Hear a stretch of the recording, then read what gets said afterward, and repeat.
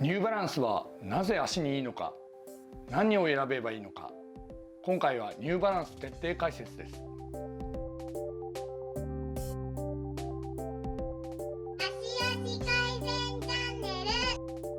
皆さんこんにちは。足の専門家中島武史です。このチャンネルでは足のさまざまな悩みを解消したいという方にとって重要な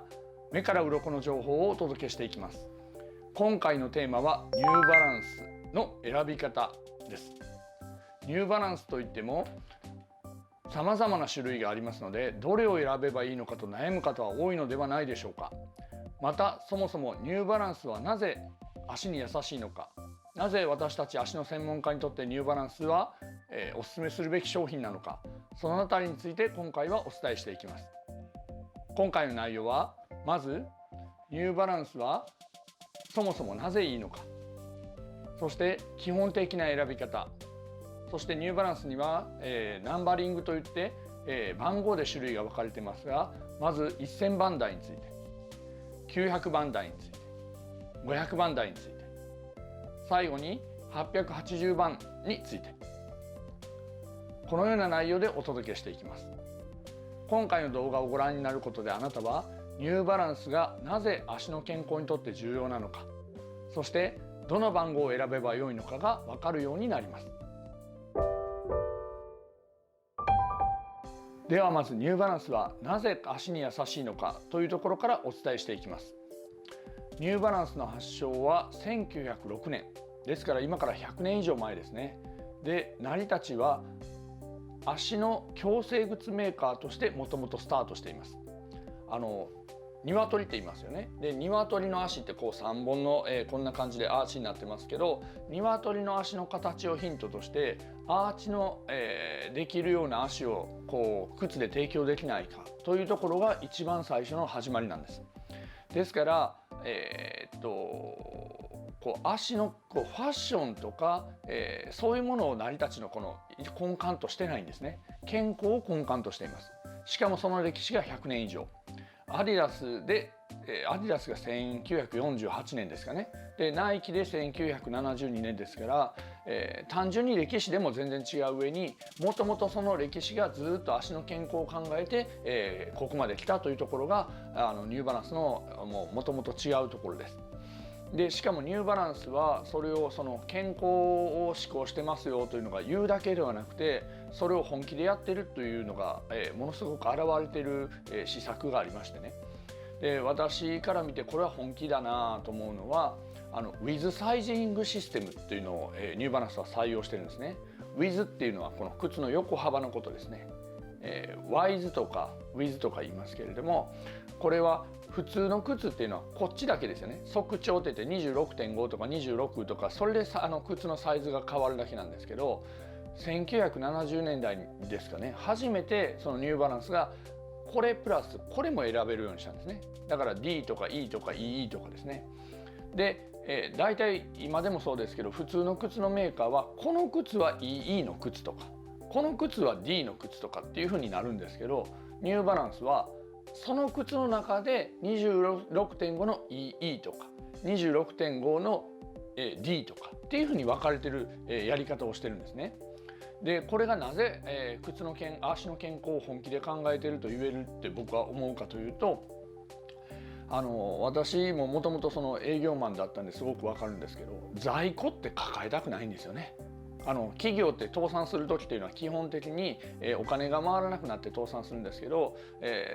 大体多いのは在庫倒れって言って、在庫がかさんで在庫のせいで倒産するっていうのがすごく多い。現金の代わりに在庫しかないみたいなね。で、だから在庫はできるだけ減らしたいんだけど、もし 26.5 の E も EE も D も全部揃えないといけなかったら、これは絶対に在庫としては苦しくなりますよね。で、しかも違う靴だったらこれ違う靴なんですよって売れやすいんですけど、そういうラインナップだとその靴の中のどれかになりますから、当然その商売的にはそれはあまり効率のいいやり方ではないですね。でもやるんです、ニューバランスは。なんでかというと、そこにニューバランスの本気が見て取れると僕は思ってるんですよね。口で言ってるだけじゃなくて、やってることにそういうところが現れてると。だからそれも含めて、いろんなシステムをニューバランスは採用してるんだけれども、やっぱり本気の考え方をしてるんだな、足に関しては本気のことを、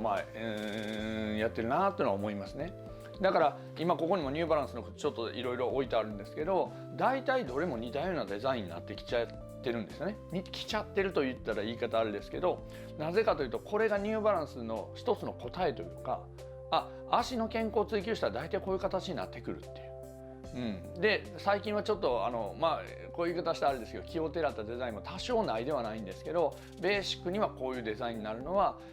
それが、足の健康を追求しているメーカーとしての一つの答えということなんですね。商業よりもデザインよりもファッションよりもそちらを考えたらそういうふうになるということですね。はい。で、ちなみにその With サイジングシステムっていうのは今でもそうなんですね。例えばこの靴なんていうのは、これはEE なんですけど、これの D がメインで EE もあるよって。でそういうふうにしていくと、この靴はメインのやつで一番高い部類に入るんですけど、そういうものでそういうラインナップをするとあんまり効率は良くないけどちゃんとあるっていう、そういうところがニューバランスは私は本気だなと思っています。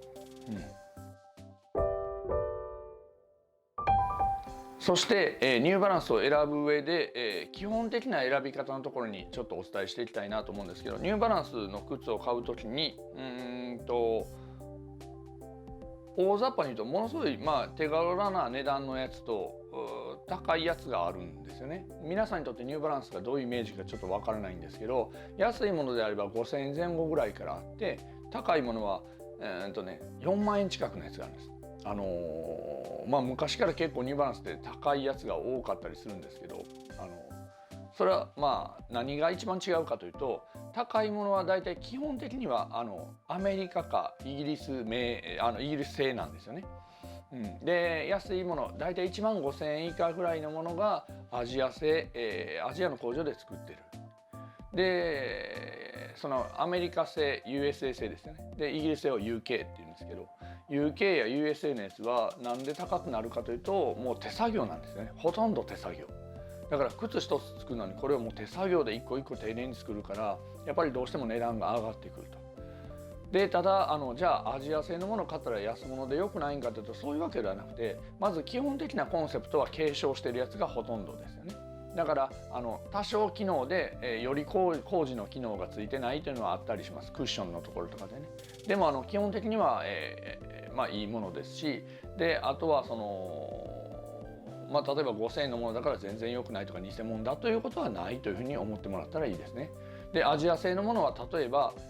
ニューバランスで1500番とか、1300番とか番号で分かれるんですけど、頭に CM M1500 とかじゃなくて CM とかねついてる CM ってついてあるやつは、基本的にはアジア製だと思ってもらったらいいんじゃないかなと思います。手頃で手が出やすいんでね、すごく僕もアジア製のやつも履いてますし、それは別にアジア製だから悪いというわけではないですね。はい。ですからまず基本的に選ぶときには大体どれも一つの一定以上の機能を果たしてるけど、強いてニューバランスでもあまりお勧めしないのはかかとベコベコのやつとかね、ここベコベコのやつとかグニャグニャのやつっていうのはあまりお勧めしないですけど、それ以外であれば大体どれを選んでも一定以上の機能はあるよ。でこれ安いけど大丈夫かなっていうやつは大体アジア製のやつで、別に安いから悪いわけではないということです。はい、では、次に1000番台についてちょっと紹介したいなというふうに思います。1000番台、代表的には1300番 M1300 番とか M1500 番というのが、代表的なモデルになるんですけど、これはニューバランスの中でも最高級ラインですね。ラグジュアリーラインというか、セレブラインというか、実際にこれセレブとか、エリートが履いているのがすごく多いんですよね。例えば具体的に言うと M の1500番っていうのはクリントン元大統領、前大統領元大統領かなが、ジョギングする時に履いててものすごい有名になったり、芸術家のアンディ・ウォーホールが、履いてたりとかで、あと M1300 番で有名なのはラルフ・ローレンさんがね、愛用してて、すごい気に入っていると。ラルフ・ローレンさんが履いて、これ雲の上歩いてるみたいやなって。あれですよ、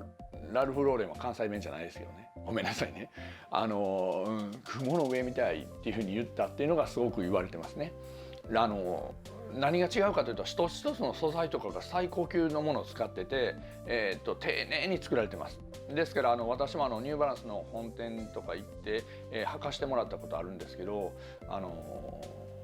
ものすごいやっぱり上質ですね。歩いたらスタッサグス、これはすごいなって。でその言ってたラルフ・ローレンさんがこれ靴の中のロールスロイスやな、あれですよ、関西弁じゃないですよ本当はね。靴の世界のロールスロイスって言っていいなっていうぐらいに言ってた靴なんです。確かに僕も履いてなるほどなと思いましたけどね。で私はじゃあなんで自分で買わなかったかというと、その M のまず1500番は私足ちょっと横幅広いんですけど、横幅広いラインがちょっとなくてちょっと窮屈めやったんですね。で M の1300番はその広いラインもあるんですけど、広いラインはもうあっという間に売れて今在庫がないって言われてちょっと買えなかったんですけどね。皆さん想像してもらったら分かるんですけど、ロールスロイスですよ。ロールスロイスだから言ったら車で言えばすごい機能のついたバリバリのその最新カーというよりもロールスロイスみたいな感じのやつが1000番台になりますね。はい、機会があればぜひ、履いてみていただいたらいいんですが、大体3万円から4万円の間ぐらいはしますね、一足ね。はい、で次に、900番台ですね、をお伝えしたいと思います。900番台というのが、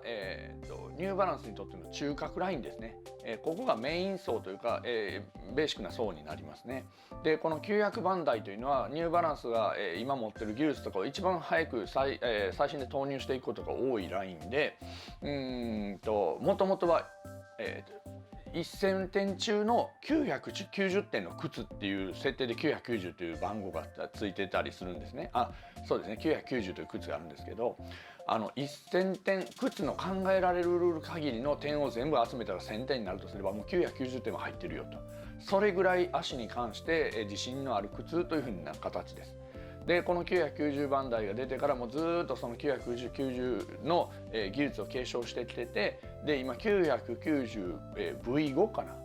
V5 っていうのが一番こう新しいのかな、 V6 かな。でちなみにこれが990の V5 なんですよね。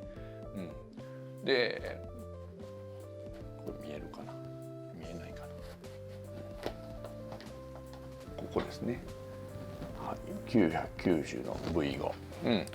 でこれすごくいいです。やっぱり履いて、これは先ほどの2300の話ではないですけど、すごくこうなんていうんですかね、歩いててもこう衝撃の伝わり方とか履いた時のこうフィット感とか全然違いますね。すごいなっていう感じです。でこれに関しては僕もこれ幅広ライン、その E ラインがあるんで D じゃなくて E のやつを買ってるんですけども、色はこれしかないんですよね、それに関してね。だからニューバランスで言ったらグレーというイメージがあるんですけど、グレーというのがメインのあれになってますね。でこの、900番台で有名なのは、M の990番とか M の993番かなとか入ってるのが元前オバマ大統領が有名だったりしますし、であとは、M の991とか992を好んで履いてたのがもう今は亡きスティーブ・ジョブズさんですよね。スティーブ・ジョブズさんはアップルのプレゼンの時にこうなんていうんですかね、タートルネックみたいなやつとジーンズとでニューバランスの991とか2とか履いてるのがもう定番っていう。だからそういうふうにセレブとかエリートとか社長さんとか、そういうふうにこだわったものを選んでる人がすごく選ぶのが、基本ニューバランスということですよね。はい。で特に有名なのが990番台で有名なのが996っていうのが一般的にすごくよく売られてて、よく皆さんが見るやつなんですね。996というのはこれですね。これです。見えるかな。はい、996。これは一般的によく見るニューバランスのやつですね。でこの辺りにも、なんていうんですかね、990ほどではないですけど考えられる限りの機能がついてて、履いてみるとこれがニューバランスなんだっていうのはよく分かるモデルになってます。で990っていうのはものすごいよく売れてて有名なので、モデルがこの1番は M の996っていうのがそのアメリカラインかな、アメリカのやつで、その次アジア版が、CM996 っていうのがあるんですね。でそして女性用のやつなんです。ちなみにこれ女性用のやつですけど、これは WL か WL996 っていうのもあります。で値段が、M が、だいたい25,000円前後ぐらい、 M の996ね。であとはCM アジア版が15,000円ぐらいで、 WL 女性用ですね、これが1万円ぐらいかな、1万円から1万円弱ぐらいで、機能としたらかかとのクッション機能がちょっとずつ、質が変わったりするんですけど、基本的には変わらないので、どれを履いてもおすすめではありますね。はい、これはこれぞニューバランスというやつですから、試していただくといいんじゃないかなと思います。はい。で、あともう一個、大きなラインで言うと紹介しておきたいのが500番台ですね。でこの500番台というのは、オフロードラインっていうやつです。アクロ走破、要するに足元が悪いところを歩いたりするのに、使おうぜっていうラインなんですけど、代表的なのがこれですね。これは見えるかな、554番ですね。これが実を言うと世界で一番履かれているニューバランスって言われてます。だからこのデザイン皆さんよく見たことがあるんじゃないかなと思いますけどね。996ともちょっと似てますけどもね。はい。でこの、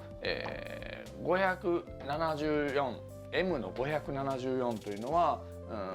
世界で一番履かれてて、何が違うかというと、これ裏側見たらそうなんですけど、アクロ走破のために溝が深くなってたりとかするんですね。溝が深くなってたり、あとはクッション性がすごい、高められてたりとかします。だからそうですね、もちろんアクロじゃなくて履いていいんですよ。全然いい、デザインで気に入って全然履いてもらってもいいですけど、そういう特徴があります。で M の574や M の576っていうのが、代表的なラインにはなりますね。はい、だから、この辺り、先ほどお伝えした996とか574というのから始めたりするといいかもしれないですね。でこの辺りは1万円しないモデル、先ほどの、WL996 とかこの、M の574というのは1万円しないモデルですから、まず履いてみるのにはすごくおすすめではあります。はい、そして、私が、特に歩き方の一応指導の、協会を作ってやってるぐらいなんでおすすめしてる靴というのが、MW880 ってやつをおすすめしています。この MW880 に関しては、私のおすすめの、外反母趾の方におすすめの靴というので紹介してるんで、そちらの方を動画でまた見ていただいたらいいと思うんですけど、一応説明をしておくとMW880 女性版が WW880 なんですけど、これはウォーキング特化モデルです。ニューバランスの中でもなんで W っていうのがついてるかというと、歩くのに特化したモデルなんですよね。だからどう違うかというと、歩くのに必要な機能というか、どれも歩くんですけど、ウォーキングの中で特に必要な機能をすごく集めてると。だから例えばその価格であれば上位モデルしか普通は入ってないような機能がその WM とかWW、MW880 には入っているので、歩くのにはすごく適している、というやつですね。であとは僕はそれでおすすめするのはもう一個理由があって、これは横のラインナップがきっちり結構あるんですよね。正直先ほどウィズサイジングシステムという話をしましたが、横のラインナップがないモデルももちろんあるんですよね。でこの WM とかMW880、880シリーズというのは D とか EE とか 4E とかこのラインナップがきっちりあるんです。で、ここからこういうふうに太くなるんで、この辺りから全部太いわけじゃない。でそうするとこっちは足首の周りはしっかりとフィットするのに前だけ余裕がある。でそうすると外反母趾の方なんていうのは結構なんていうんですかね、前がもう広がっちゃってて、入りにくいっていう方なんかが結構いるんですけど、そういう方にもすごくおすすめはできるモデルなんですね。でだから今お伝えした靴の中では、今もうすでに足が悪くなっちゃってたらちょっと履きにくいっていうのがあったりするかもしれないんですけど、この MW とかWW の880というのはそういう方にもおすすめできて、なおかつ歩くのには特化した機能が入っているというのでおすすめしています。はい、では、このような形でニューバランスを紹介してきましたが、最後にちょっと、まとめてお伝えしておくと、一つはニューバランスというのはその成り立ちからしてアイデンティティが違うと、足の矯正靴メーカーだっていうことですね。でそこからその技術をじゃあ最初はそうだったけど途中でそういう考え方変わってんじゃなくて、ウィズサイジングシステムとか今もこだわってそういうふうに足の健康というものをリードしてこうなんていうんですかね、こだわってこの業界をリードしていくっていうのを今も続けてやってる、ブランドですね。でどれ選んでも大体いけるんですけど、特にこれは好みの問題なんでマッと見て好んだものを選んでいただいたらいいんですが、